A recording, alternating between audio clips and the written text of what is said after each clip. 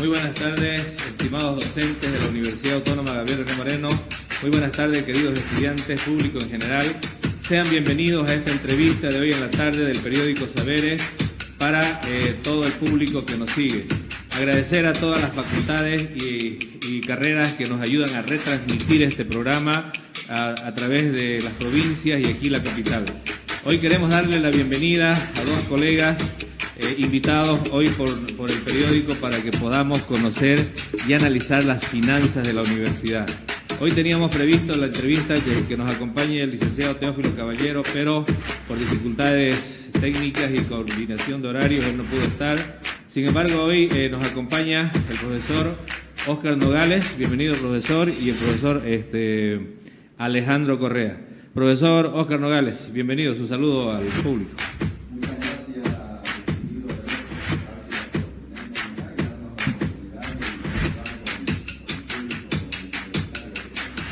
Los agradecidos somos nosotros. Igual, profesor Alejandro, buenas tardes, bienvenido. Gracias por la invitación. Bueno, en realidad es Óscar quien va a exponer el trabajo. Yo voy a estar escuchando y si hay necesidad de hacer alguna pregunta para orientar a quienes nos ven y escuchan, pues estaré yo ahí listo. Gracias, profesor. Y sin más preámbulo, vamos a dar inicio. Somos tres colegas que trabajamos en la Facultad de Ciencias Económicas, muy preocupados por las finanzas de la universidad. Hay algunos síntomas que se están presentando que preocupan a los docentes y a los estudiantes. Profesor Óscar Nogales, ¿qué nos puede contar al respecto? Bueno, hemos asumido la dirección administrativa financiera y hemos encontrado una serie de dificultades en la universidad. Estas dificultades tienen una explicación en un manejo irracional de los recursos, por una parte, pero también por una caída en el nivel del ingreso. Me gustaría ir mostrando aquí algunas láminas. La número 2, pónganla por favor, que nos va a describir cuál es la situación en relación con el principal componente del ingreso, que es la fuente TGN. Los recursos que obtiene la universidad vienen del Tesoro General de la Nación por soporte ordinario y por coparticipación tributaria. Aquí estamos viendo la estructura del ingreso. En esta lámina mostramos la estructura del ingreso. Podemos ver cómo del año 2016 hasta el año 2022 tenemos la participación de recursos propios, que es lo que se muestra en la base de las barras. El momento más alto que hemos tenido es el año 2016 con 5.61 y el más bajo es el año pasado, el 2020, con 3.06. Es decir, redondeando, tenemos que hoy producimos solamente el 3% de nuestros ingresos. El otro componente del ingreso es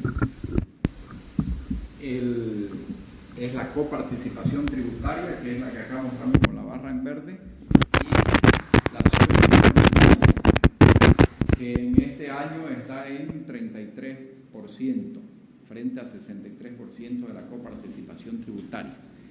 Esta lámina nos describe una situación y nos lleva a una primera conclusión. Fíjese, los recursos que maneja la universidad provienen del TGN, es decir, solamente nuestros recursos propios hacen al 3%, de tal forma que las políticas que se puedan implementar con respecto al nivel de ingresos de la universidad, las decisiones que podamos tomar no van a afectar en gran medida porque aunque lo duplicáramos el ingreso propio, fíjense, tendríamos un 6% y no solucionamos el problema. El problema está en que el 97% de los recursos que maneja la universidad provienen del Tesoro General de la Nación. Entonces, igualmente eso nos condiciona las posibles soluciones que puedan existir. Pasemos a la siguiente lámina, por favor. En la siguiente lámina vamos a ver la estructura del gasto. Aquí en la estructura del gasto, la barra azul, el componente azul, es el gasto en planilla, el gasto en sueldos y salarios. Igualmente podemos ver que siempre ha sido superior al 80%, del total del gasto ejecutado. El otro componente significativo es la deuda pública, que ha pasado a tener un componente significativo en esta última gestión, que ha pasado de 4 al 12%, lo cual, si bien está aquí anotado como presupuesto, todavía no se ha ejecutado, no le hemos pagado a nuestros acreedores. Entonces, esta lámina de estructura del gasto nos lleva a otra conclusión, ¿no? El ingreso, veíamos que está en el TGN, fuente TGN 97%, y el gasto en un 80% en sueldos y salarios de la universidad.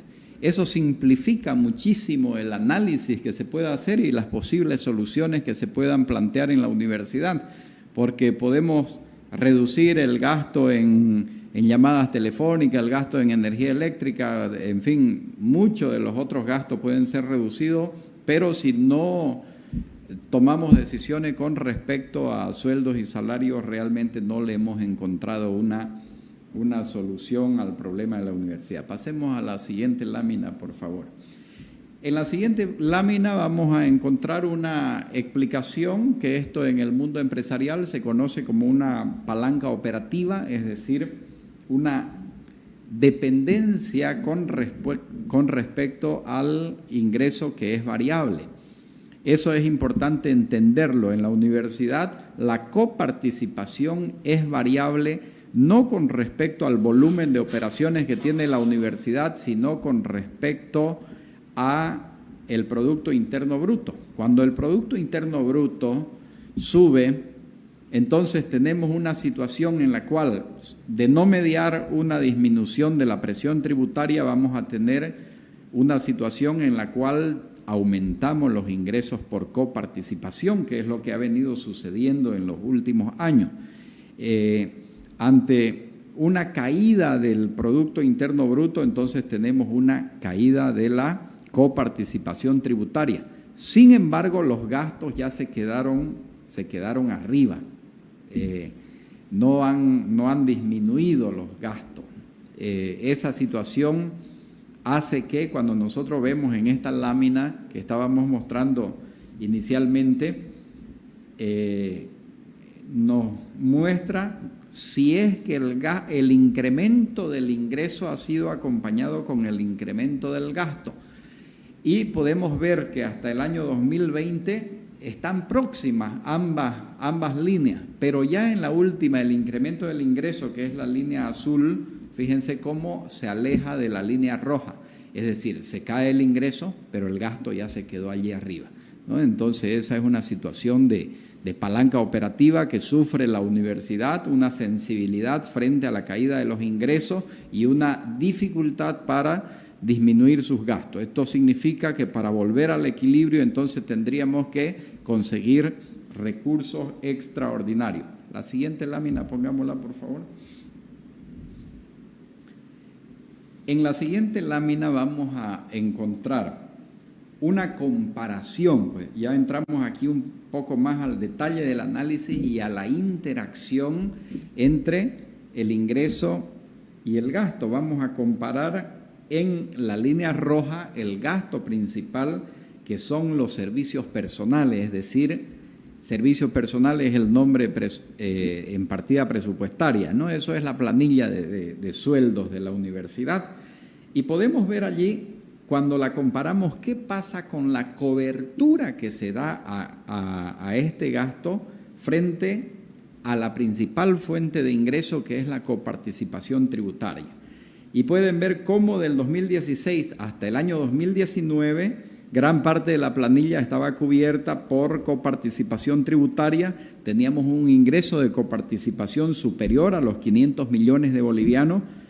El 2018 se da el máximo en 551, ya el efecto de los 21 días que hubo en 2019 generó una disminución a 543, pero se tiene una estrepitosa caída a 410 el año 2020, es decir, se cae en aproximadamente 130 millones de bolivianos la coparticipación, y dicha fuente continúa cayendo el año 2021.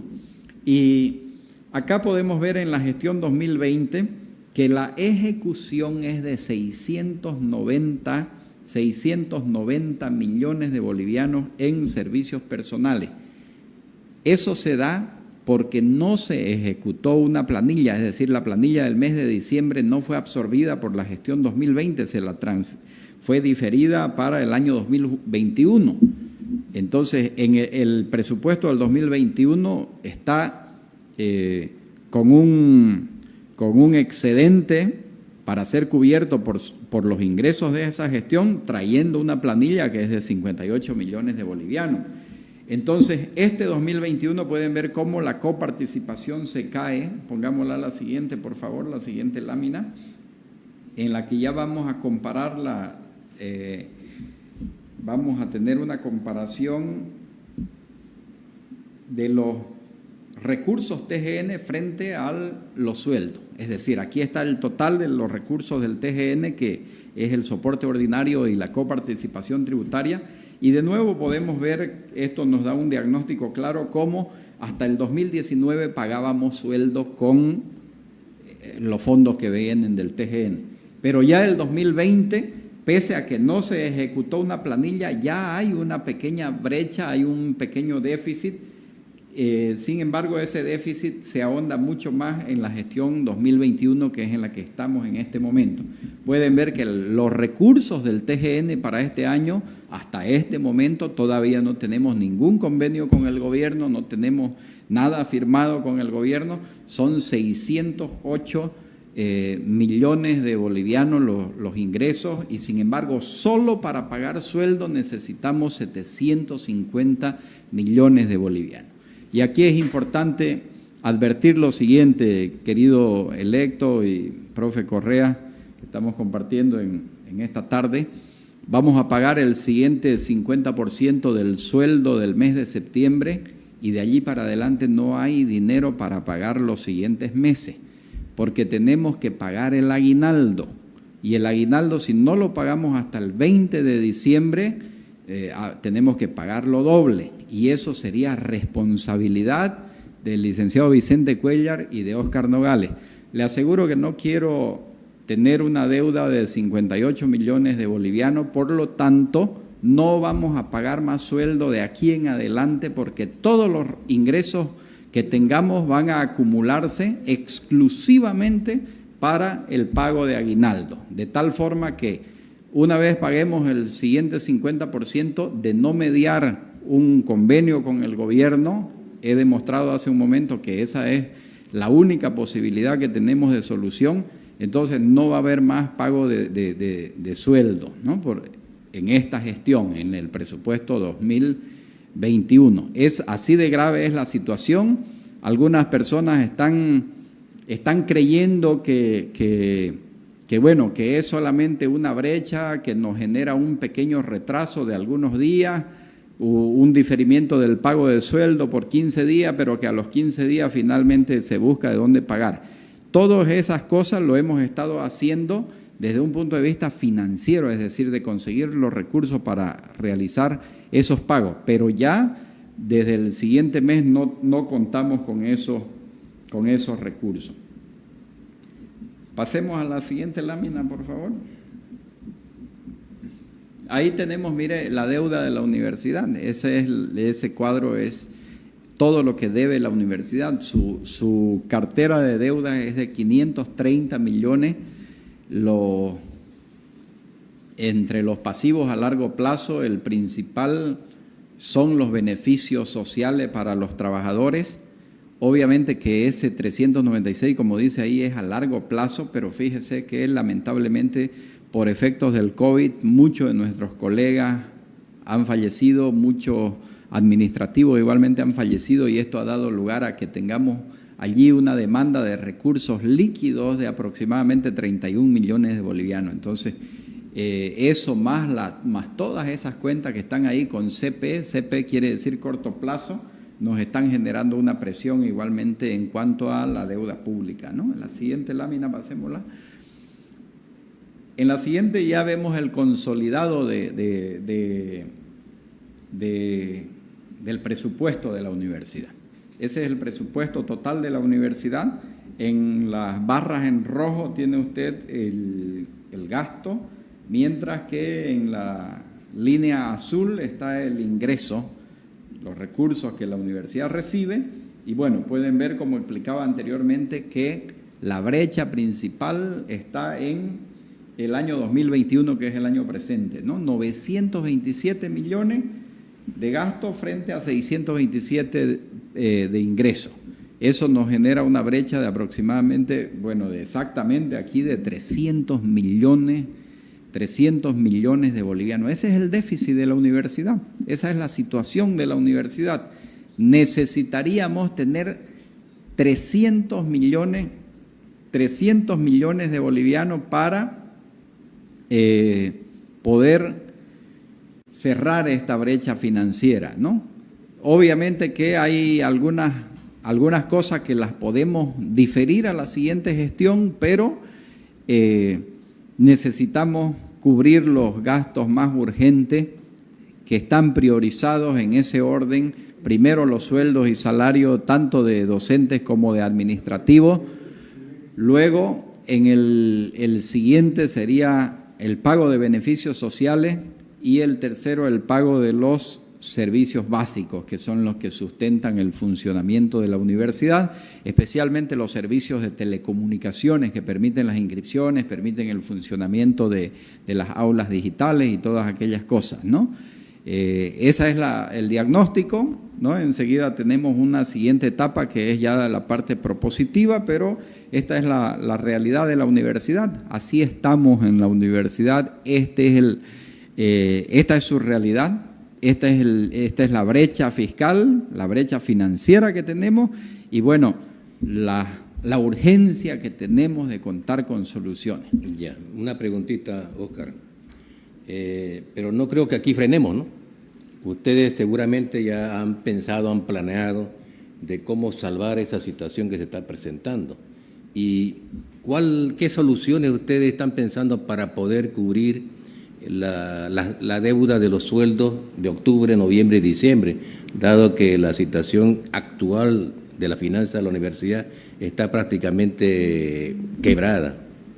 Mire, hay una situación planteada por el Viceministerio de Presupuesto que establece que no va a dar una solución al plazo inmediato mientras que no nos sentemos a discutir el mediano plazo, porque se tiene la experiencia de que ya el licenciado Saúl Rosa antes firmó convenio con el viceministerio para hacer algunos ajustes y sin embargo no los hizo, no se presentó el plan de desempeño institucional y financiero. Por eso es que ahora nos condicionan a dos cosas en ese sentido. Primero, un primer componente es que esté aprobado por el Consejo Universitario, de que la incorporación de la universidad al plan de desempeño institucional y financiero esté aprobado por nuestro Consejo Universitario.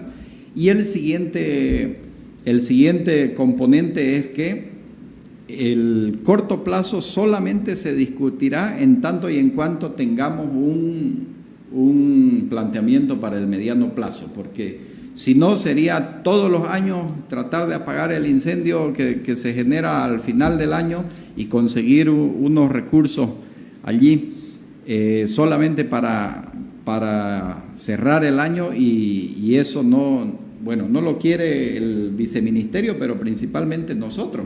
Nosotros no queremos todos los años estar en la misma situación sufriéndola.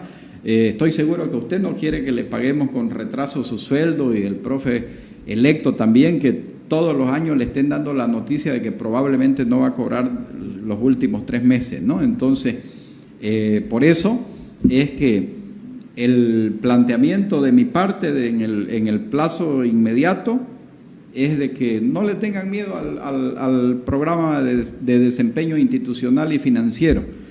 Ha sido parte de nuestra propuesta electoral Hemos propuesto reordenarla a la universidad, hemos propuesto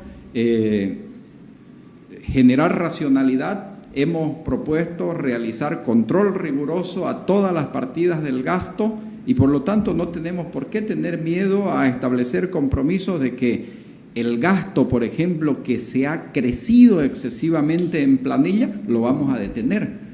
Ya tenemos 1.750 funcionarios, entonces para mí no me es difícil agarrar y decir que ya está bueno, que el crecimiento en el gasto en planilla, que ya va hasta ahí nomás y que me animo a comprometer que va a ser 0% el crecimiento del gasto en planilla. ¿Por qué? Porque la universidad, como digo, tiene que salir adelante, tiene que priorizar otros gastos, tiene que hacer la revisión exhaustiva de muchas de estas cosas. Como lo demostré, profe Correíta, en las primeras láminas que presenté acá, no hay una salida por el movimiento de decisiones institucionales relacionadas con nuestros ingresos, sino por una negociación con el Tesoro General de la Nación, y eso es lo que yo le planteo a la comunidad universitaria. Vamos al convenio, vamos a asumir compromiso con nuestra universidad, con nuestra sociedad. El ministerio, le aclaro yo, que en ningún momento nos ha dicho qué indicador va a poner. Nosotros nos vamos a poner los indicadores. Soy yo, Óscar Nogales, que estoy diciendo que me animo a asumir que, por ejemplo, el gasto en planilla no suba. Me animo a asumirlo eso, porque creo que 1.750 trabajadores da para que la universidad todavía alcance a 150.000 estudiantes sin necesidad de seguir contratando más. Entonces, eso hay que tenerlo claro, que es una decisión autónoma de nosotros, de ordenarnos, de readecuarnos y de tener un desarrollo institucional. Ya, otra consulta. Si vemos la estructura de los ingresos, todos los ingresos son de fuente nacional, ¿no es cierto? No hay un ingreso de fuente externa. ¿Se ha pensado en alguna salida de alguna fuente externa? Por ejemplo, se podría recibir cierta ayuda del exterior del país para investigaciones, que acá en la universidad se hace bastante, ¿no es cierto? Además, mucha gente no conoce lo que se produce internamente, porque falta precisamente la divulgación, pero se han hecho trabajos de investigación muy importante, de enorme contribución, pero que ha sido todo con financiamiento propio. Así es. Solamente presenté el diagnóstico en esta primera parte. Tenemos una siguiente en la cual está la parte propositiva, y uno de los elementos centrales de incremento del ingreso precisamente es asumir una política agresiva, una política intensa con respecto a los recursos de la cooperación internacional. Igualmente, los recursos de la cooperación internacional nos exigen el cumplimiento de determinados indicadores, y existe, como usted dice, para la investigación, para el desarrollo de programas sociales de apoyo a la población, es decir, para actividades de interacción social, de extensión, para apoyo a las personas menos favorecidas que están en proceso de formación. Tenemos, fíjese, en nuestra universidad 1/3 de los estudiantes que se aplazan, y no tenemos ningún programa de seguimiento, de estudio que esté relacionada con la forma como desarrollamos nuestra actividad académica, y hay recursos para esto en la cooperación internacional. Entonces, ese es precisamente uno de los aspectos que estamos planteando, que podamos reconducir el desarrollo de la investigación a partir de programas y proyectos que tengan su fuente de financiamiento en la cooperación internacional y en el impuesto directo a los hidrocarburos, porque en este momento tenemos 15.000 horas de investigación pagándolas en la universidad, así de a 48, 32 horas, 96 horas en algunos casos, pero en 10 años nadie me ha podido demostrar cuál es el producto de mensualmente gastarse 15.000 horas de investigación. Y no digo que las personas que los han asumido hayan cometido alguna falta o no, sino que compréndannos ellos. tienen vocación para la investigación, les gusta la investigación, vamos a generar otros esquemas. Vamos a los programas de investigación, vamos a la adscripción a proyectos de investigación. Igual les podemos pagar sus recursos con fuente IDH. Obviamente en Bolivia el único requisito es de que la persona no pase del sueldo del presidente de la República, pero no nos limita de ninguna manera que se lo paguemos con otra fuente. Entonces, en este momento tenemos ahí en la planilla, fíjese, generándonos una salida de recursos en esos dos tipos de carga horaria, investigación y extensión. Gracias, profesor. Realmente la preocupación del profesor Alejandro Correa creo que es el reflejo de lo que muchos colegas están en este momento pensando, preocupados y analizando la situación. Profesor Óscar Nogales, hemos visto ya el diagnóstico y la situación real, cómo está nuestra universidad y cómo están las finanzas de nuestra universidad. Vemos que el peso más grande que hay de financiamiento viene del Tesoro General de la Nación y el gasto mayor que tenemos pues es la planilla. ¿Cuál es el plan? Es decir, creo que mañana o en el ICU del martes pasado ustedes iban a exponer un plan, una propuesta alternativa para paliar esta situación y tratar de resolver el problema de fondo. ¿Podemos conocerla, profesor? Por supuesto, querido electo. Yo soy financista, usted es mi colega, el profe Correita, igual. He sido consultor de empresas, he sido asesor financiero de yacimientos petrolíferos fiscales bolivianos y les puedo afirmar lo siguiente: las finanzas más simples son las de las instituciones públicas, porque se reducen a las variables ingresos y gastos, es decir, recursos y gastos. No tenemos posibilidades de ejercer apalancamiento. Entonces, es allí donde nosotros tenemos que trabajar. Uno, en el incremento de las fuentes de ingreso, en subir el ingreso y en mitigar o por lo menos contener la subida del gasto. Entonces, hemos ideado un conjunto de medidas que están relacionadas con estos dos puntos, con el incremento de los ingresos por una parte y por otra parte con contener el gasto. Si lo podemos ir pasando, por favor, las láminas, la que tiene amarillo. Ya en la parte propositiva, en la de las propuestas, vámonos. En la primera que dice aumento del ingreso. En la de aumento del ingreso tenemos los recursos propios, decía. En recursos propios, fíjese, estamos en este momento brindando algunos servicios solamente de índole educativo como la formación posgradual. Se lo está haciendo a través de medios digitales, sin embargo, esa necesidad de hacerlo a través de Internet obedece a la pandemia, es decir, a la imposibilidad de tener alumnos en aula. Pero tenemos nosotros que brindar servicios digitales en la parte que tiene puro texto. La siguiente. Esta. Aquí estamos. Le decía los servicios digitales, ¿no? Servicios de índole educativo, podemos brindar igualmente servicios en nube, uno de los mayores elementos del desarrollo de la economía a nivel mundial en este momento son los servicios digitales.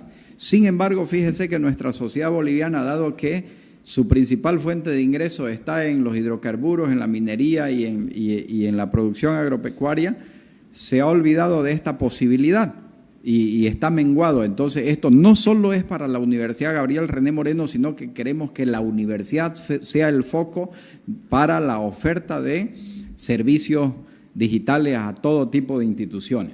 Luego tenemos que hasta ahora igualmente las inversiones en la universidad han sido en infraestructura de uso para la actividad académica presencial. Entonces, ya tenemos suficiente cantidad de aulas, tenemos una suficiente cantidad de de ambientes para pasar clases presenciales, necesitamos priorizar nuestra inversión en activos productivos.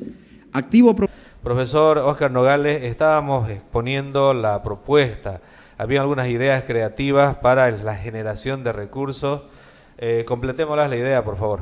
Adelante. Bien, estaba explicando que en los recursos propios va a haber una redefinición de la escala de valores, porque no es el mismo servicio que se va a ofrecer. Es decir, estamos hablando de digitalizar la universidad, de digitalizar los servicios educativos, los trámites que se realizan. En este momento la gente está pagando por un certificado, tiene que ir a hacer una cola, tiene que esperar mucho tiempo y bueno, tarda varios días. Acá estamos hablando de poder hacer un pago en línea y tener la descarga inmediata del documento que está necesitando, ¿no? Entonces, allí va a haber otro nivel del servicio que le va a beneficiar muchísimo al estudiante, bueno, y va a ser la oportunidad igualmente para que eso tenga algún costo, acorde obviamente a una institución pública, al bolsillo del estudiante, pero que igualmente va a ayudar en algo a la universidad. El otro componente es lo que estábamos ya comentando antes con el profesor Correa, que es la cooperación internacional. La cooperación internacional que nos puede ser una fuente para poder acceder a recursos que financien investigación, a recursos para el cuidado del medio ambiente. Por ejemplo, Bolivia tiene una gran participación en un pulmón ecológico. Sin embargo, no existen programas de conservación, no existen programas para cuidar estos espacios, ¿no? Las áreas protegidas, los bosques. Hemos visto en los últimos años cómo han sido parte de la noticia internacional la quema de nuestros bosques, y mucho de ello se pudo haber evitado por programas de formación, de capacitación a las personas que viven en los lugares cercanos o en estos espacios geográficos. Entonces, allí hay recursos de la cooperación internacional para estas cosas, ¿no? El otro componente es la coparticipación tributaria. Esto es importante saber que hay posibilidades de obtener más ingresos de coparticipación, por una parte aumentando el universo de contribuyentes. La universidad puede participar junto a otras instituciones como son la alcaldía y la gobernación, que también son entidades que coparticipan de los tributos del pueblo, de la actividad económica, y aumentar el universo de contribuyentes, aumentar la base de los impuestos coparticipables.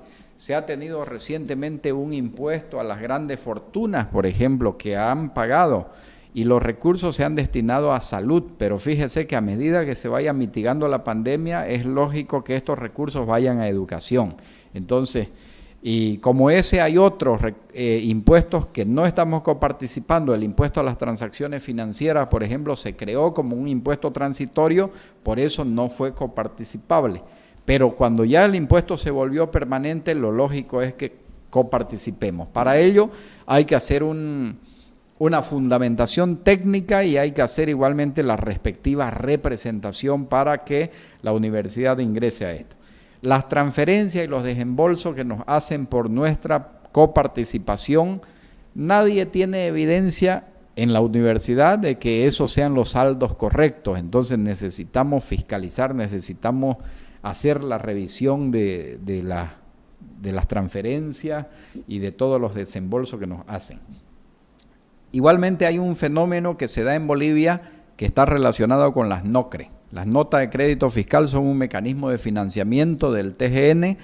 Estas NOCRE se emiten y la entidad que las recibe las monetiza en la banca. El banco las recibe preferencialmente porque le permiten colocarla entre su recurso de encaje, de tal forma que los recursos, en vez de estar inmovilizados, están generando una renta.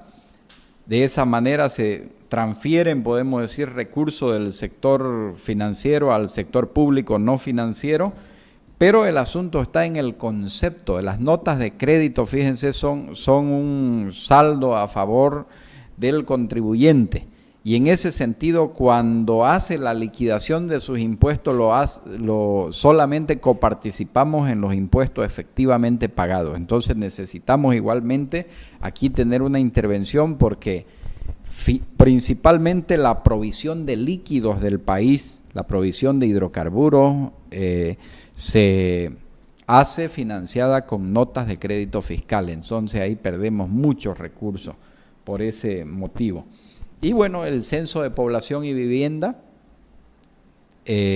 la coparticipación que nosotros tenemos es de 5% del total de tributo, pero luego se distribuye por población a cada una de las universidades, de tal forma que si Santa Cruz tiene mayor población, más nos debe tocar a nuestra universidad. Por lo tanto, es parte de las políticas de aumento del ingreso de la UAGRM el realizar el censo de población y vivienda. Y finalmente el soporte del TGN, que viene dándonos o está congelado, podemos decir, en 208 millones desde el año 2018. Entonces requerimos que este soporte extraordinario que todos los años nos obligan a negociarlo, que se consolide de una vez y que pase a formar parte de un soporte ordinario suficiente para el tamaño de la institución que tenemos, ¿no? Para ello igualmente eso tenemos que hacer la respectiva representación, y lo vamos a hacer en el marco de ese convenio de desempeño institucional y financiero que planteamos. Es decir, ese programa de desempeño institucional y financiero no es solamente un conjunto de compromisos relacionados con la cuestión del gasto, sino un conjunto de trabajos que tenemos que realizar para mejorar las finanzas de la universidad. O sea que ese plan de desempeño institucional y financiero igualmente contempla estas cosas que están relacionadas con el aumento del ingreso, ¿no?, que acabo de mencionar. Gracias, profesor. Realmente es una situación compleja. Las soluciones que está proponiendo son creativas, pero hay algunas que no son a corto plazo. Hay algunas preocupaciones de algunos colegas, comentarios van y comentarios vienen. ¿Existe la posibilidad de que se reduzcan los sueldos en la red? Absolutamente no. Ninguna posibilidad de que se reduzcan sueldos ni de profesores ni de administrativos. Una de las bases de la negociación con el gobierno y de la implementación de nuestras políticas públicas para el equilibrio financiero es el respeto a los derechos laborales de las personas. Sin embargo, fíjese que hay situaciones que tenemos que corregirlas en la universidad.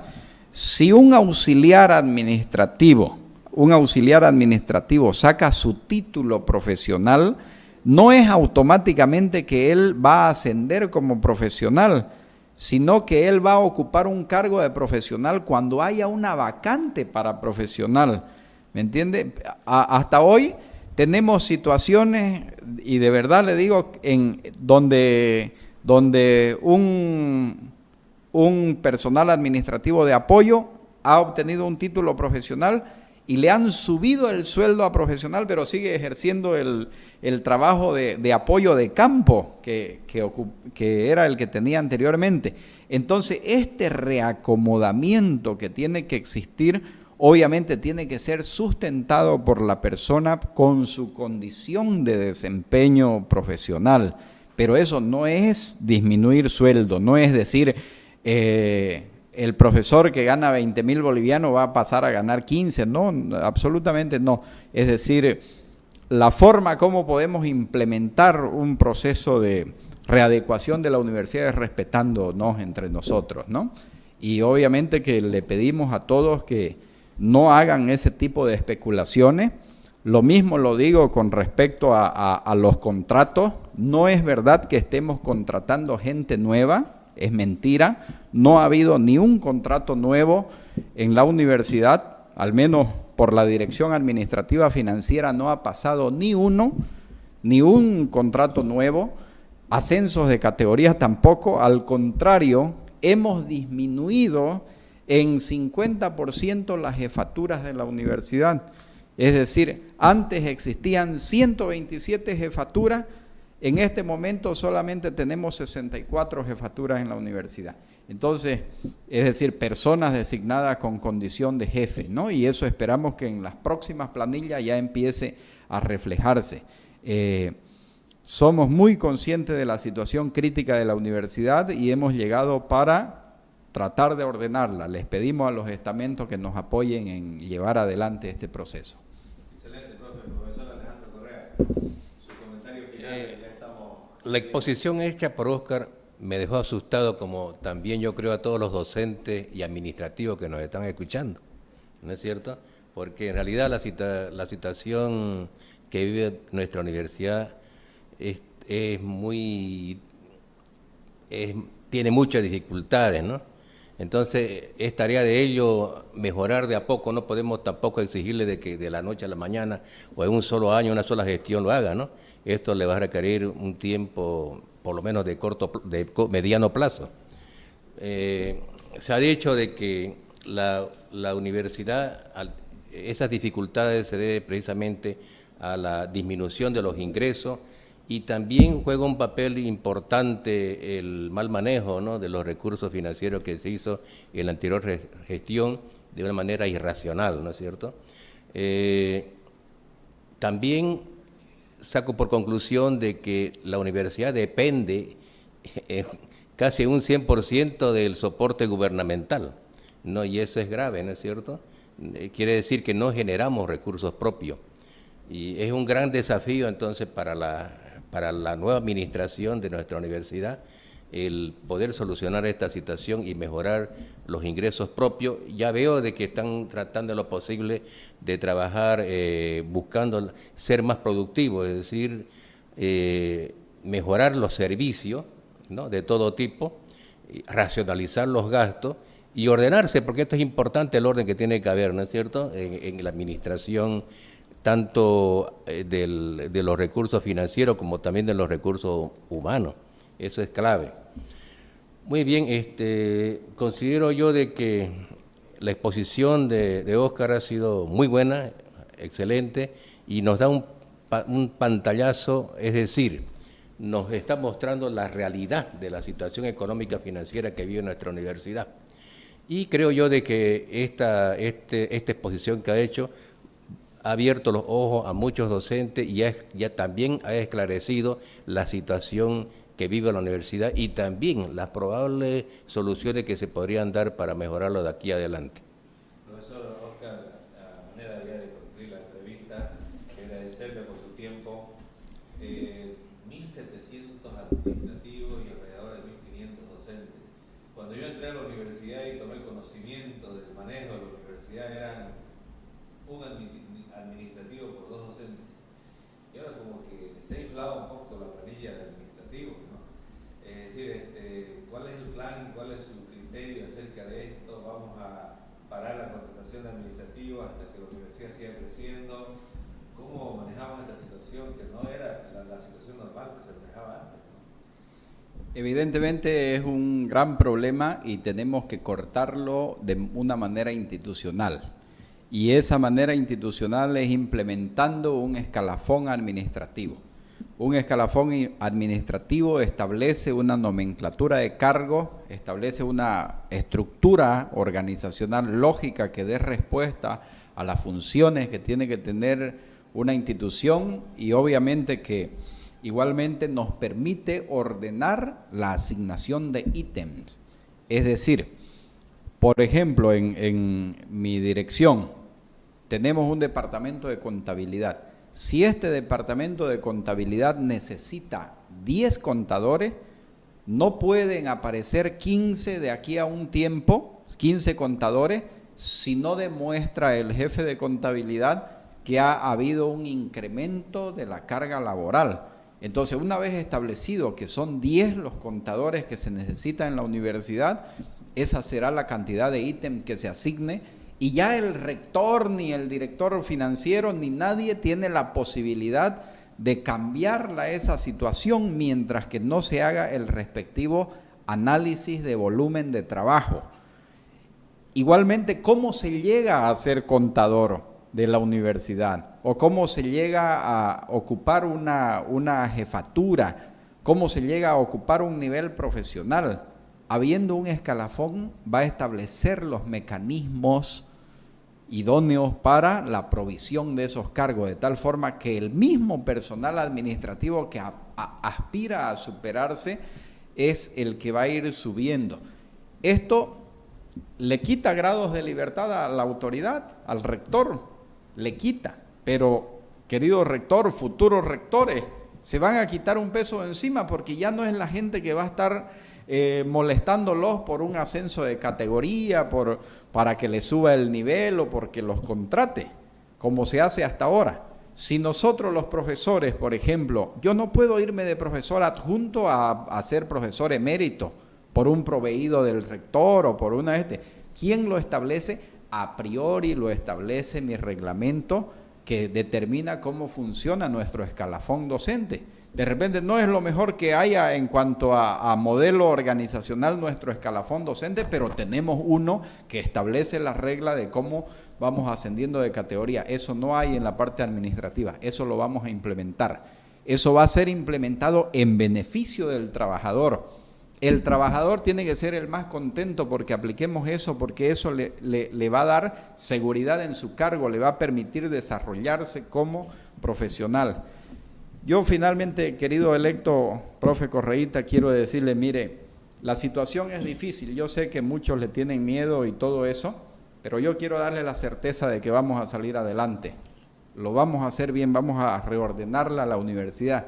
Solamente les pido que nos permitan firmar el convenio con el gobierno para que tengamos los recursos de corto plazo y tengamos recursos igualmente de mediano plazo para las personas que desean jubilarse. Tenemos colegas que ya tienen más de 80 años que quieren jubilarse, pero no hay plata para pagarle su indemnización, que ellos puedan irse tranquilitos. Oiga, ellos ya son eméritos. ¿Quién va a entrar? Va a entrar un profesor nuevo, un profesor adjunto que gana mucho menos que eso. Eso obviamente que es optimización del gasto. Entonces, vamos a tener recursos de allí para poder paliar la situación en la que nos encontramos hoy y de ahí en adelante vamos a tener una administración eficiente de los recursos y más que todo una administración transparente, que eso este servidor les puede comprometer. ¿Hay alguna fecha para el próximo 50% de sueldo? Bueno, estamos esperando un desembolso de una cuota de participación que si nos llega mañana en la mañana, bueno, estaríamos pagando el sábado en la mañana o en su defecto el lunes, si es que no llega a nuestras cuentas oportunamente el día viernes, entonces ya el lunes estaríamos pagando el otro 50%.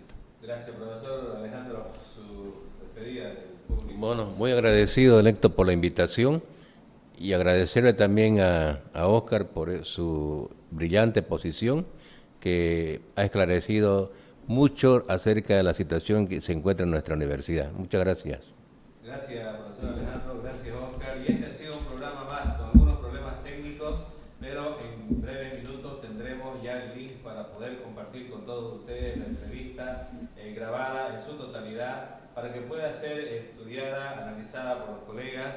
Un mensaje de tranquilidad nos trae el profesor Óscar Nogales, un mensaje de poder creer en las autoridades que tenemos actualmente, de que vamos a salir adelante con un poquito de paciencia y esperando que las dificultades a corto plazo se vayan resolviendo de a poco y tener mejores días para la universidad en el 2022. Gracias a los dos invitados por estar aquí con nosotros e invitar a todas las autoridades universitarias, colegas docentes, administrativos. Queremos promocionar actividades académicas. El día sábado, adelantamos, vamos a invitar al director de investigación para que venga a comentarnos sobre sus planes de investigación. Estamos en puertas a la Expociencia, esperemos que haya una masiva participación de estudiantes y docentes y vamos a seguir apoyando toda actividad académica que haya. Ese es el programa de hoy. Gracias a los invitados y tengan todos muy buenas tardes.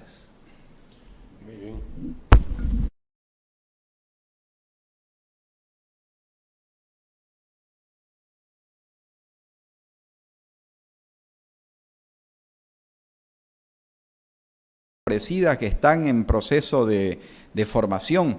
Tenemos, fíjese, en nuestra universidad 1/3 de los estudiantes que se aplazan y no tenemos ningún programa de seguimiento, de estudio que esté relacionada con la forma como desarrollamos nuestra actividad académica, y hay recursos para esto en la cooperación internacional. Entonces, ese es precisamente uno de los aspectos que estamos planteando, que podamos reconducir el desarrollo de la investigación a partir de programas y proyectos que tengan su fuente de financiamiento en la cooperación internacional y en el impuesto directo a los hidrocarburos.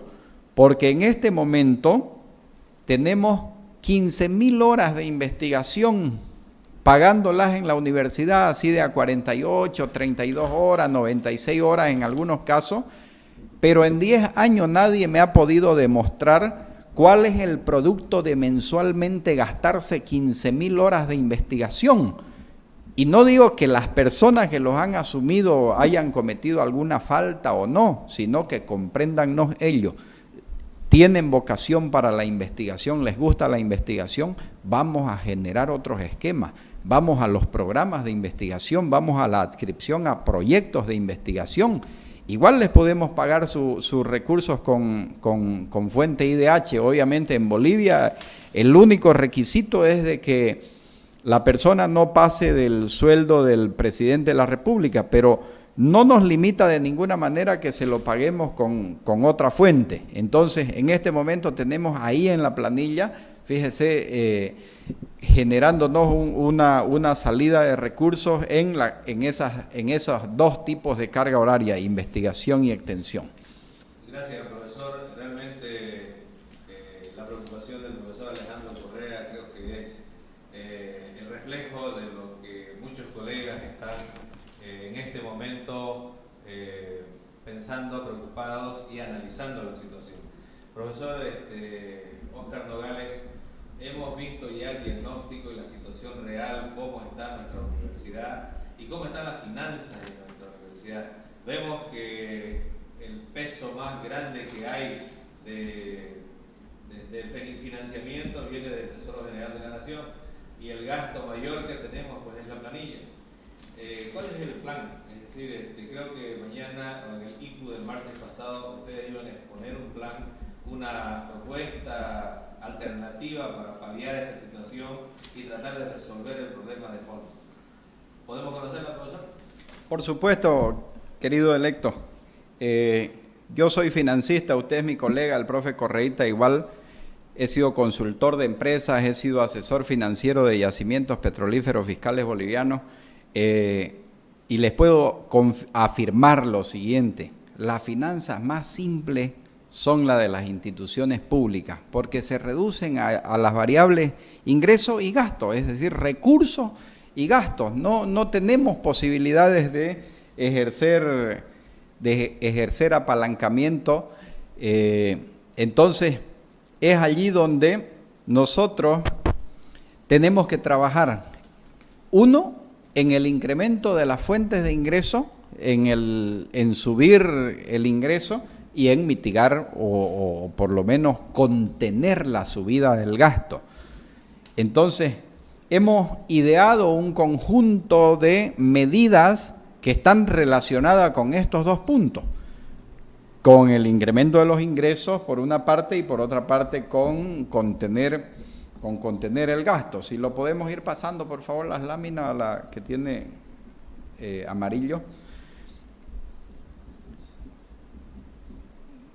Ya en la parte propositiva, en la de las propuestas, vámonos. En la primera que dice aumento del ingreso.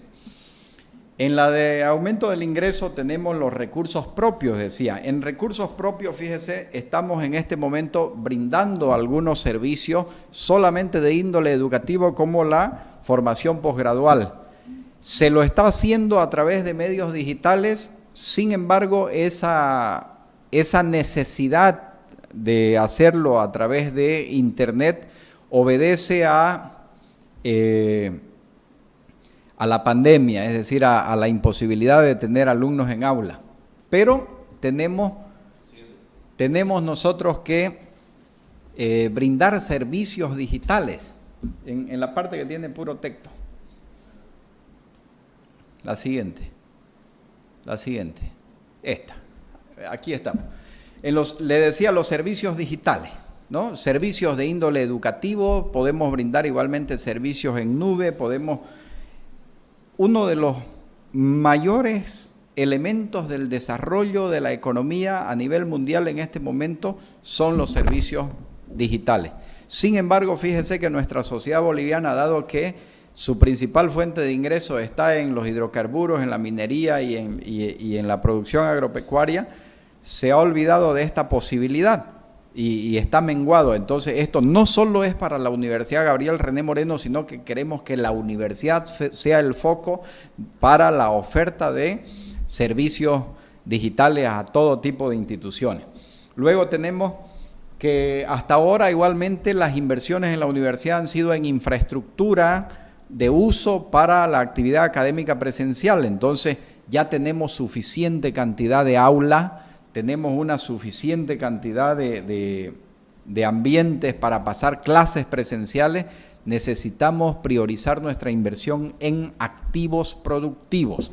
Activo productivo es aquel que participa en un proceso de generación de valor y que no solamente se convierte en un gasto por efecto de la depreciación, sino aquel que nosotros vamos a poder explotarlo y poder sacarlo adelante. Es decir, de aquí en adelante los recursos del IDH van a ir para laboratorios de alta tecnología, para brindar servicios a la sociedad, a otras empresas, para hacer empresas igualmente, que lo estamos planteando acá.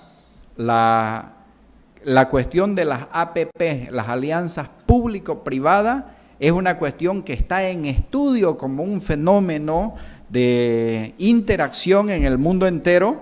Sin embargo, aquí en la universidad la gente está hablando de la cuestión privada, está hablando, pero cuando le toca tomar decisiones con respecto a esto son muy apegados a lo público. Es decir, no quieren que entre un centavo del capital privado. Y nosotros necesitamos, por la garantía de la iniciativa y por los controles igualmente. Tenemos ahí las tierras de Yabaré, por ejemplo. Tenemos la posibilidad del desarrollo del agropecuario. Tenemos posibilidades de desarrollo igualmente en el agro, en los valles. Tenemos lo que decía antes, las posibilidades del desarrollo de empresas digitales, laboratorios. Entonces, podemos hacer alianzas con el sector privado para desarrollar iniciativas de empresa. ¿Por qué de empresa? Fíjese, Canal 11, ¿sabe usted que no es una empresa? Es una unidad desconcentrada de la universidad y la universidad le paga todo su sueldo. INEGAS, ¿sabía usted que no es una empresa? Es una unidad desconcentrada. La universidad ahora le paga todo su sueldo porque lo quebraron INEGAS y ahora lo absorbió tecnología, el activo productivo, pero no la está absorbiendo la planilla. La planilla la paga el nivel central de la universidad. Yo digo, qué error, si lo hubiéramos hecho una empresa INEGAS, fuéramos dueños de las acciones y cuando Petrobras después de 10 años nos hubiera legado el siguiente paquete accionario, ¿no? Y entonces no aparecería los sueldos inflando nuestra planilla y generándonos críticas, y más bien seguramente a través de un directorio se podrían haber hecho controles. Las otras cosas tienen que ver ya con los servicios que se brinda a los estudiantes que han venido en una política de gratuidad, pero yo diría también con un nivel de baja calidad, colas y demás cosas. Necesitamos popularizar los pagos en línea, es decir, le voy a cobrar su certificado de vencimiento de plan de estudio, jóvenes estudiantes, sí, pero ¿sabe qué? Usted va a poder pagarlo con un código QR y descargarlo inmediatamente desde su casa con una firma digital con total validez para cualquier tipo de trámite, sin necesidad de ir a hacer una cola en caja primero, después ahí al ladito del caballo y todo eso, no, en su celular directo. Entonces lo que estamos diciendo es, ¿va a subir el costo del servicio? Sí, un poquito va a subir ese costo de servicio, pero vamos a